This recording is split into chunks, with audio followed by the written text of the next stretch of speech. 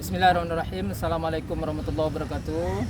Alhamdulillahirabbil alamin wassalatu wassalamu ala asrofil anbiya wal mursalin sayyidina Muhammadin wa ala alihi washabihi ajmain. Di sore hari ini alhamdulillah saya di program Sulaiman Show ya, ada di Taman Universitas Tanjung Pura, Pontianak, dan di hari yang berbahagia ini ada tamu kita yang sangat spesial dari Palembang. Dalam perbincangan kami hari ini yaitu akan banyak bertanya tentang kelulusan CPNS 2018 ya. Jadi spesialnya itu mengalah-ngalahkan martabak spesial ya.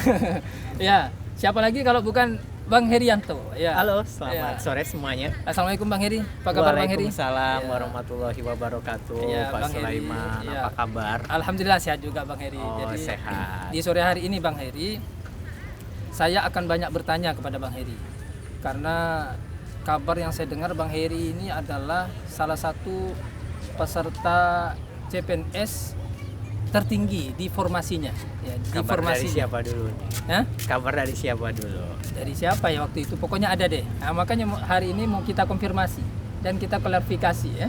Ya. Dan Oke. sebelum itu tentu kita ingin kenal dulu sama Bang Heri. Ya, Iya, Bang Heri siap. ini kan bukan orang Pontianak ya Bang Heri ya? Kebetulan bukan. Ya, silakan perkenalkan diri dulu Bang Heri. Oke, assalamualaikum warahmatullahi wabarakatuh semuanya. Waalaikumsalam warahmatullahi wabarakatuh. Selamat sore di sini. Kita hari ini ada bincang-bincang santai ya. Santai ya. Di sore hari ya, saya Herianto, saya dari Palembang.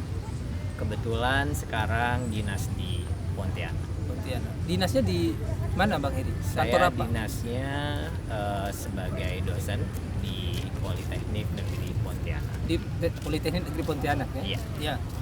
Baik, kabarnya Bang Heri ini ke Pontianak ini bagaimana bisa sampai di Pontianak ini Bang Heri? Palembang pilihannya kok di Pontianak gitu. Pilihan di Pontianak. Saya coba flashback lagi ya ke Ya. belakang gitu loh, mengapa saya memilih di Pontianak. Oke, yang pertama karena hati dulu nih.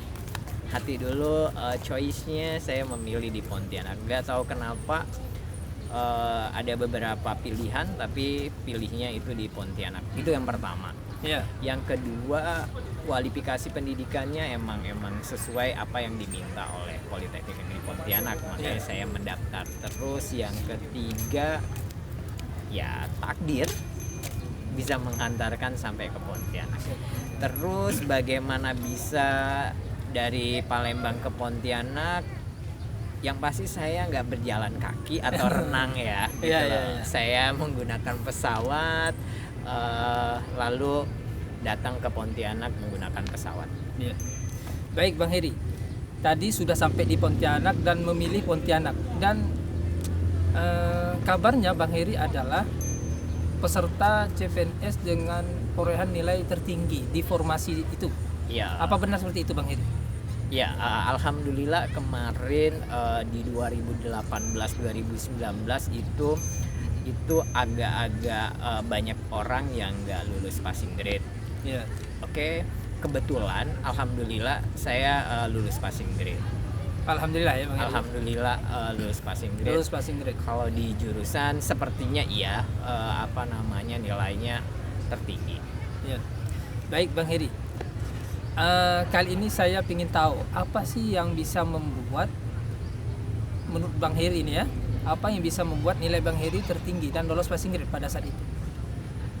Kalau berbicara apa yang membuat nilainya tertinggi, yang pastinya ada usaha lah ya. Gitu. Nggak usah. Berupa Ya, apa usahanya Bang Heri? usahanya kalau dulu kebetulan saya juga bekerja gitu. Jadi saya nggak kalau sekarang ini kan udah banyak tuh bimbel-bimbel tempat-tempat khusus sebagai referensi gitu untuk pembelajaran. Iya. Kalau saya, ini pengalaman dari saya just hanya membaca doang sih gitu loh, membaca sesuai dengan apa yang direkomendasikan dari Kementerian Enpan RB.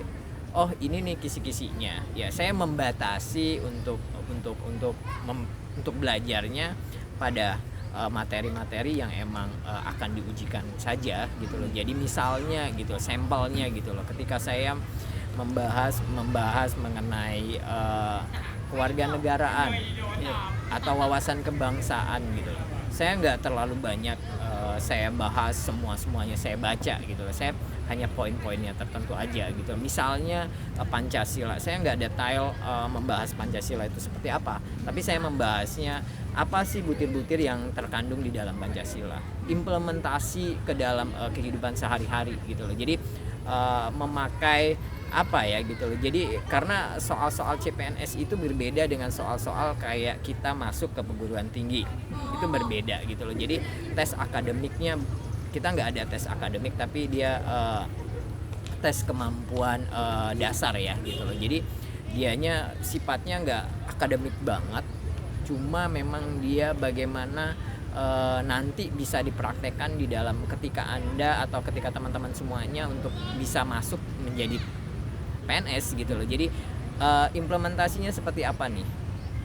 Dikorelasiin dengan misalnya kewarganegaraan, wawasan kebangsaan dan sebagainya. Kalau TKP pun juga tes kepribadian, dia bukan kayak kita tes kepribadian secara psikologi, kita tes psikotes, bukan seperti itu, tapi bagaimana kita menjadi seseorang ASN yang berarti kita bukan menjadi diri kita, bukan untuk kita nih gitu loh, tapi kita bagaimana kita menjadi nanti setelah lulus kita menjadi satu pribadi yang bisa mengabdi kepada negara.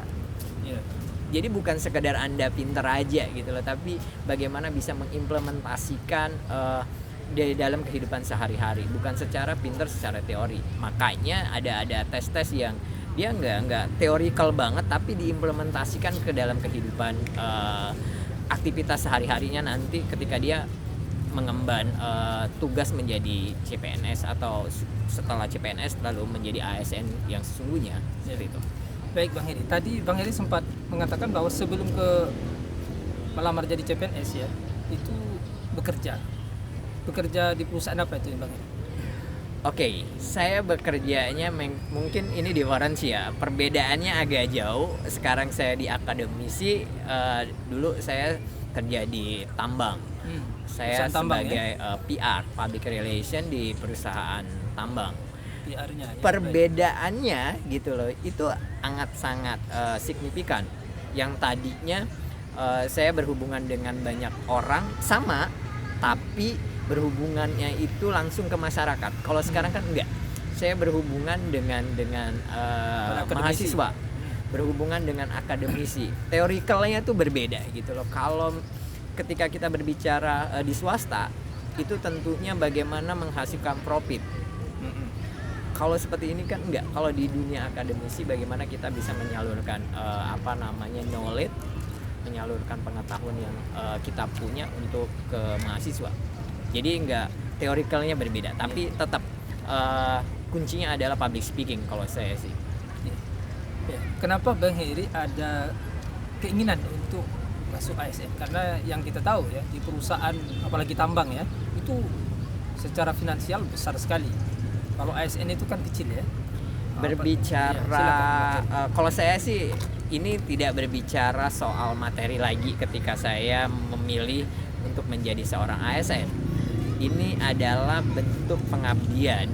Saya rasa sih bentuk pengabdian. Bentuk pengabdian kepada negara ya. Pengabdian kepada negara sih. Dan kebetulan apa yang saya inginkan itu terrealisasi. Keterima menjadi ASN dengan yang Pak Sulaiman sebutkan tadi, ada nilainya passing grade sehingga mengantarkan saya bisa ketemu dengan Pak Sulaiman kan sekarang.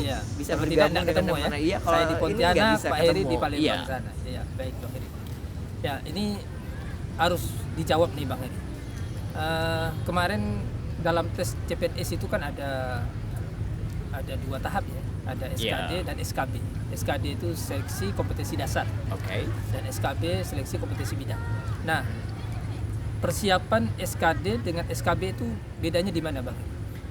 Kalau persiapan SKD itu kan secara general nih, umum tuh.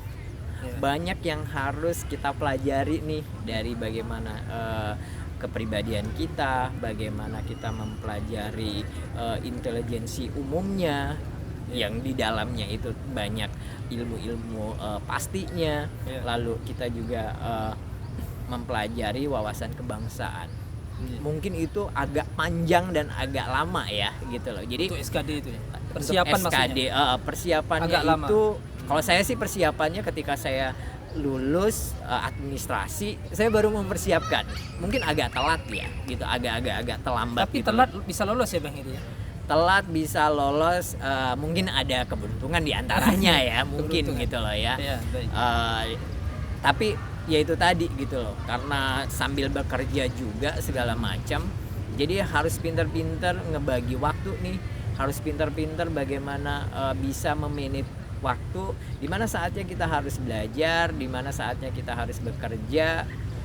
Terus juga bukan belajarnya bukan cara menghafal. Kalau cara menghafal itu lupa. Jadi gimana? Jadi ya kita pahamin isi, oh maksudnya seperti ini nih gitu. Lalu kita analisa. Terus juga saya belajarnya bukan kayak belajar apa segala macam. Kebanyakan saya mempelajari contoh-contoh soal yang ada di buku ya gitu loh. Saya membeli salah satu buku untuk yang mengupas tuntas mengenai kisi-kisi soal CPNS dan sebagainya dari tahun-tahun sebelumnya dan sebagainya. Jadi coba dipelajarin satu-satu bertahap ya. Jadi enggak besok mau tes lalu malam gitu ya? Hari ini kita harus belajar, itu nggak akan ke guru, nggak akan kejar juga. Jadi strateginya adalah bagaimana kita mempelajari kisi-kisi yang sudah ada itu ya dengan waktu yang waktu yang emang diatur. Jadi ketika kita lolos administratif, untuk syaratnya sudah ada pengumuman, ya udah saatnya, kalau misalnya kita belum punya belum punya pegangan ya gitu, karena saya emang juga sebelumnya saya juga nggak berpikir untuk menjadi seorang ASN gitu loh, makanya saya nggak ada persiapan yang agak panjang. Tapi ketika saya lolos administratif, persiapannya saya mulai saya getolkan banget tuh. Saya maksimalkan banget, bukan maksimalkan tapi dioptimalkan gitu loh ya. Kalau maksimalkan nanti kita terlalu lelah gitu sih. Jadi belajar, baca lagi karena dengan sering latihan kan kita bisa tahu nih, oh tipikal soal yang sering muncul ini seperti ini. Lalu di situ kita mengambil satu kesimpulan bahwasannya yang ini loh yang harus kita dalami, yang ini loh yang harus kita pelajari. Karena kalau kita mempelajari, kalau misalnya kita tanpa ada kisi-kisi, itu tuh bingung, ya kan? Bingungnya banyak, apa sih yang bakal keluar. Tapi kan ketika ada buku itu kayak oh ini gitu. Itu aja sih. Kalau saya mah latihannya seperti itu. Itu SKD, Bang. Itu SKD. SKB. Tadi SKB tentu tidak sama kan persiapan. Ya. Kalau SKB itu kalau dosen ya, saya kebetulan dosen kan, jadi ada 3 yang diuji, yaitu ada praktek presentasi sebagai pengajar, lalu juga ada interview, ada wawancara, lalu benar-benar kita diuji kemampuan akademik.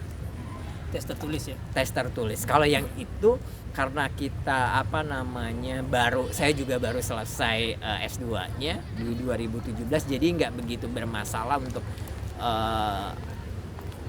apa yang harus dipelajari itu lebih spesifik kan, itu lebih gampang menurut saya ya gitu loh. Yang penting adalah mentalnya ketika kita interview, ketika kita presentasi segala macam. Kebetulan saya emang public speaker, jadi biasa kerja ngomong dengan banyak orang, jadi itu nggak bermasalah buat saya. Tapi untuk buat rekan-rekan semuanya, ketika Anda belum terbiasa untuk ngomong, ya harus exercise, harus latihan. Kalau enggak bahaya gitu. Jadi bahaya di interview